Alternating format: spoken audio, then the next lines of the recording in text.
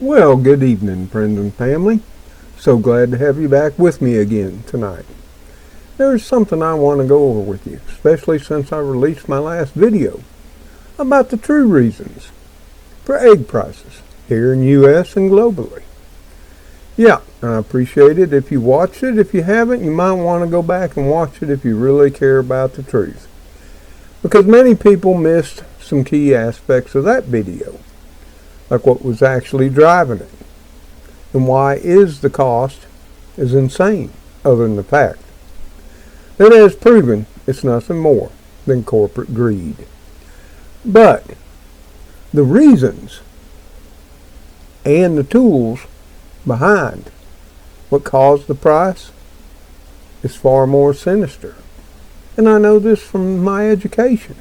Yeah, I'm a multidisciplinary engineer, but I've also always believed in continuing education. And considering that over quite some time, I gained the status of being a senior manager in several corporations, some would say executive management, I would be exposed to some of the same principles that I may share with you, one of which is tonight. And I wanted to learn more.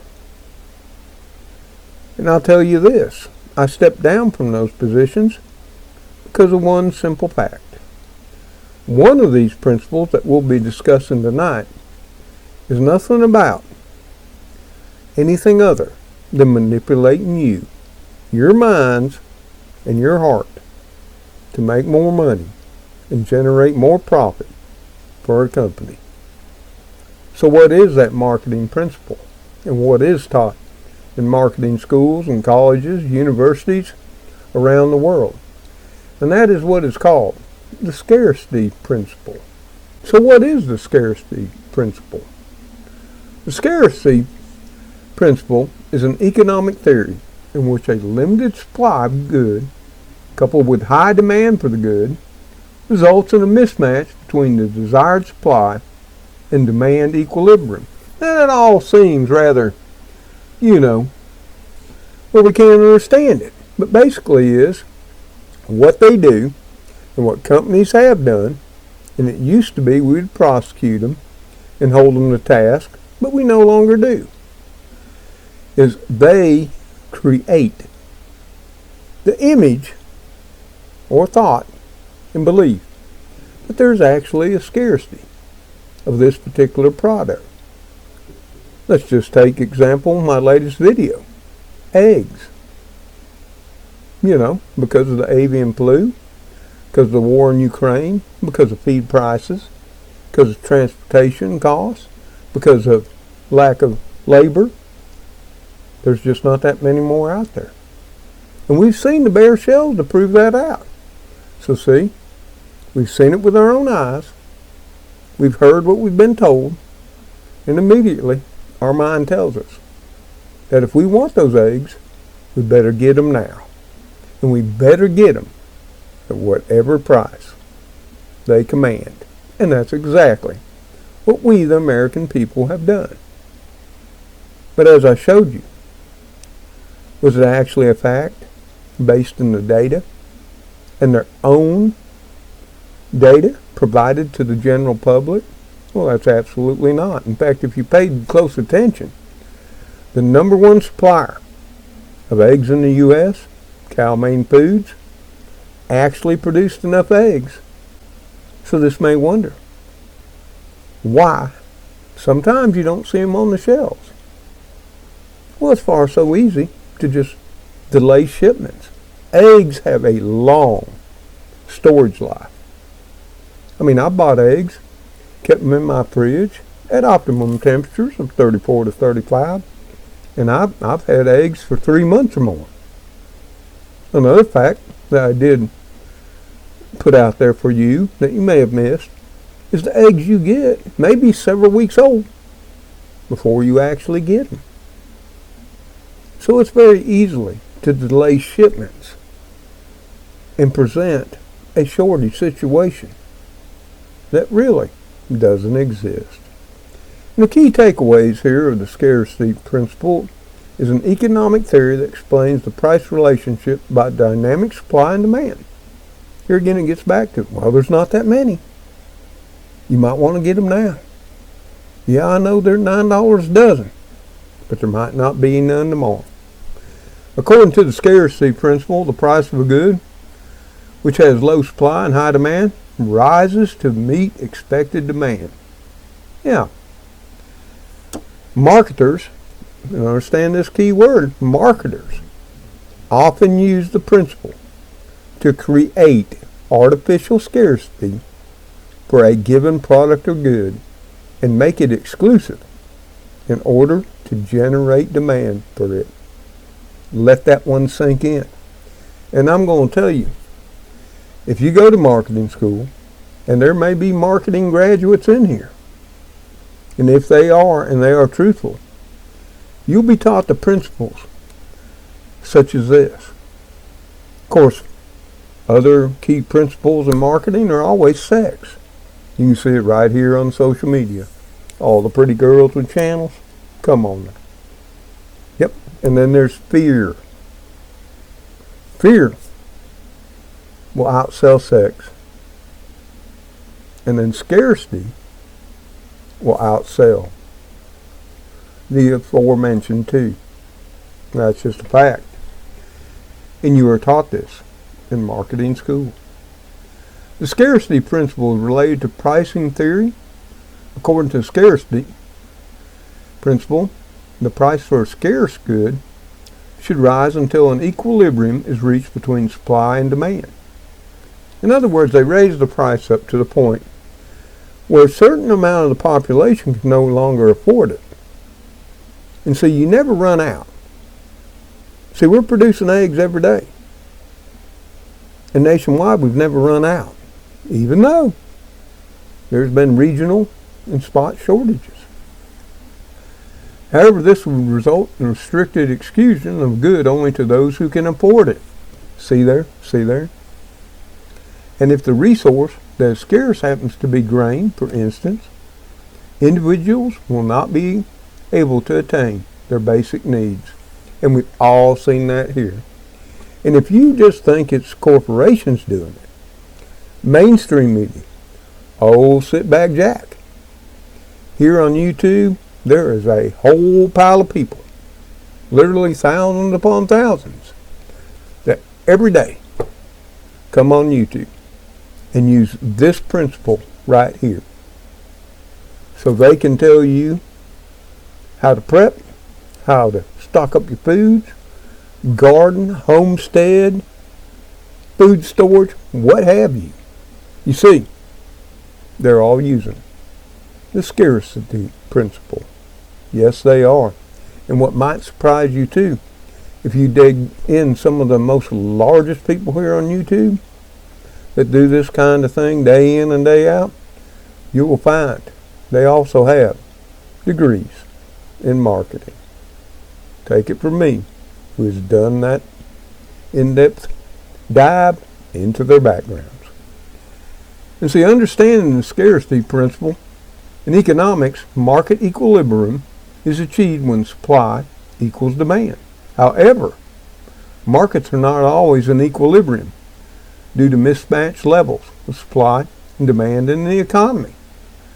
This phenomenon is referred to as disequilibrium, when the supply of good is greater than the demand for that good. A surplus ensues. This drives down the price of the good. Disequilibrium also occurs when demand for a commodity is higher than the supply of that commodity, leading to the scarcity and thus higher prices for that product. We've seen that in eggs now. We saw it in lettuce. Yeah. Of course, we never actually ran out of lettuce nationwide, but the price went crazy. And if you really wanted it, as I did one week, you'll pay the price. And America did just that. Another fine example that we're hit with almost on a daily, weekly, and yearly thing is the price of fuel. Yeah.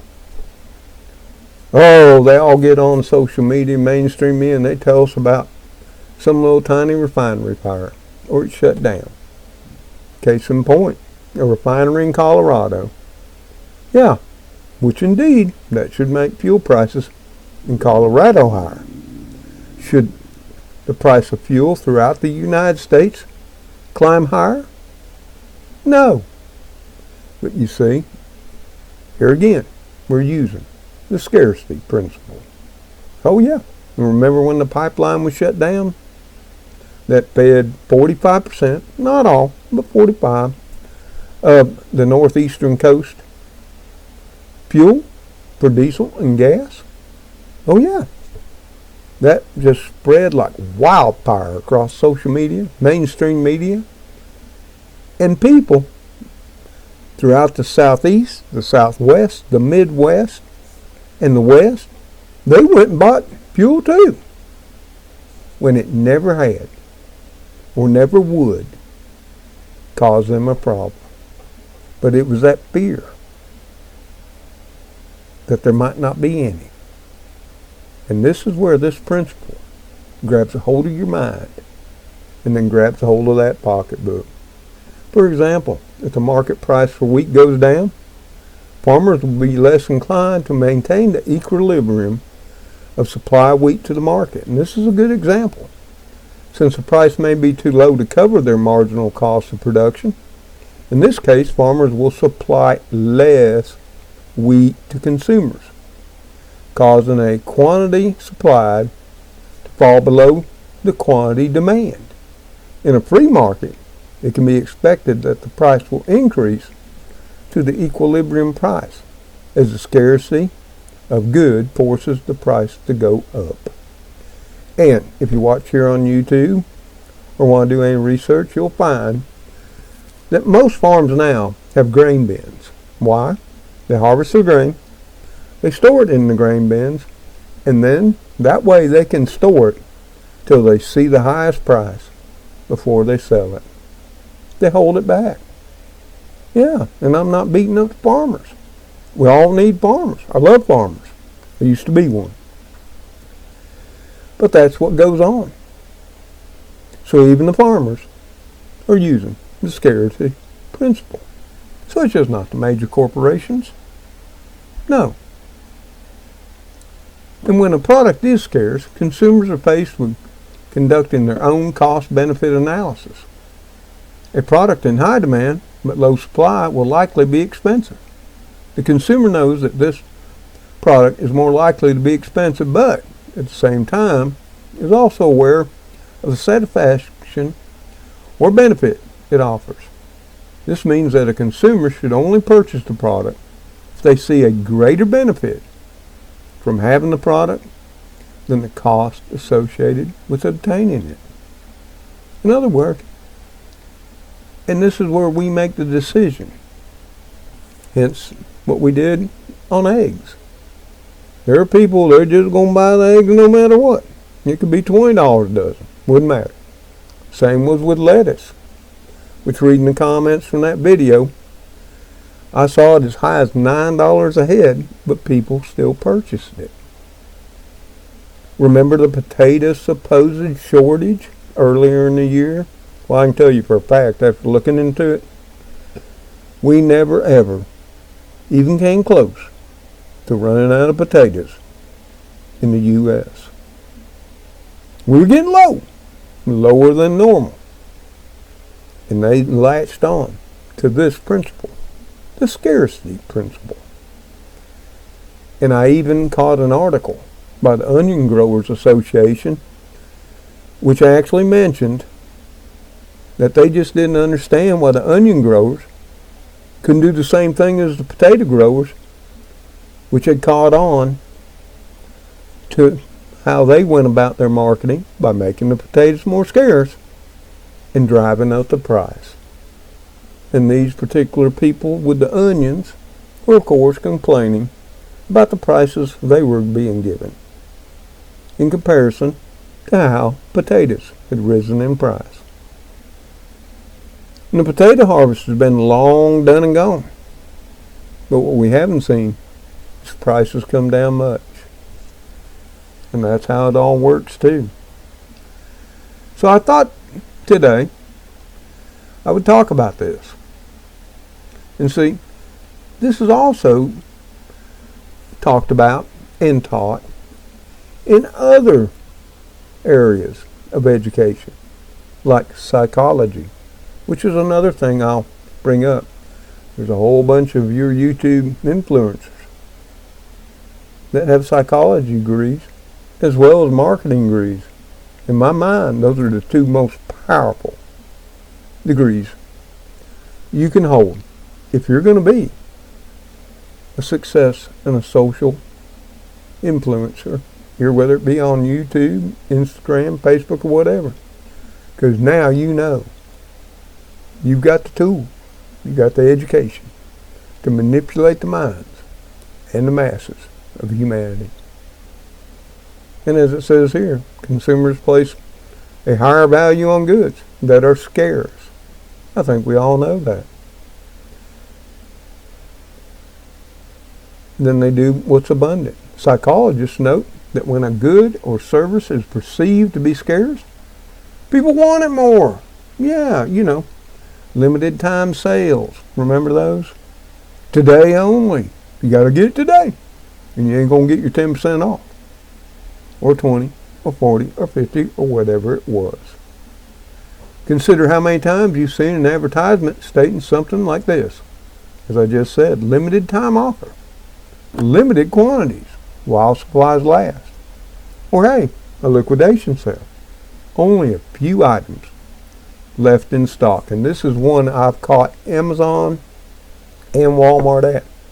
You see, now, you might not notice, but at some time back, they started putting in there how many left. And you'll see it in red at Amazon. Only 9 left. Only 5 left. Only 3 left. Oh, wow. But I'll tell you what, I've ordered, as I'm sure other hundreds or thousands have after seeing that, and somehow I still got the item I ordered. Imagine that.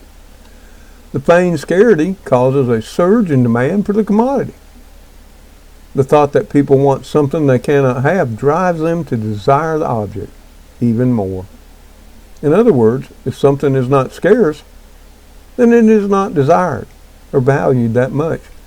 And we can think about every Christmas with the most desirable toys for our children or grandchildren. Yeah. I mean, the price just will skyrocket because we got to have them. We got to get them for our children, our grandchildren. But there's only so many. They're going fast. People have actually gotten fights over something as stupid as a Cabbage Patch doll. Remember that? See, marketers use the scarcity principle as a sales tactic to drive up demand and sales. The psychology behind the scarcity principle lies on social proof and commitment. Social proof is consistent with the belief that people judge a product as high quality if it is scarce, or if people appear to be buying it. On the principle of commitment, someone who has committed themselves to acquiring something will want it more if they find out they cannot have it. And see, that's where they use our children against us. Of course, the principle behind food scarcity is you're going to starve and then you're going to die. And this goes on to most luxury products. Tech companies do it. Yeah. But I thought this was important so you would understand where when I try to give you the data, the actual numbers, and then people don't pick up on it. Yeah. And how did we magically go from no lettuce, now we got plenty of lettuce, almost in a matter of a week or so. The same was true with potatoes. We never actually run out. But they got real low. Yeah, they did. And boy, that just drove the fervor more. The same thing was true with turkeys. Even though I checked the cold storage report every month, and there were plenty of turkeys on hand for the American people. and see all you have to do. Let's take turkeys, for instance. They're kept in cold storage, frozen, for the most part. It's simple to hold trucks back. It's simple not to ship trucks. It's simple to create a false situation. Yeah. And like I say, once upon a time, people and companies that were involved in such practices were actually brought to task and prosecuted for price control, price exploitation, and such have you. We got the laws on the books, but unfortunately, we individuals don't have the power, and our politicians, they don't care. You see, they're too busy trying to attack, accuse, and put in prison the other party. And that's just my take on that. I've watched over a decade of it. I don't think there's an elected politician out there that gives a damn about any of us. And that's my opinion. You can think what you want. But hey, I thought it was based on the last video and some others I'll be doing that you might want to know about. This, one of the most powerful tools in marketing. One that's taught to thousands and has been taught to millions and is used every day to grab your money out of your wallet by manipulating your mind. I hope you've enjoyed this video and a little bit of education. Until the Kitty Crew, Gracie and Lilybit, see you on the next video. You all take care out there. Stay safe. May God bless you as you bless others in your life. Goodbye for now.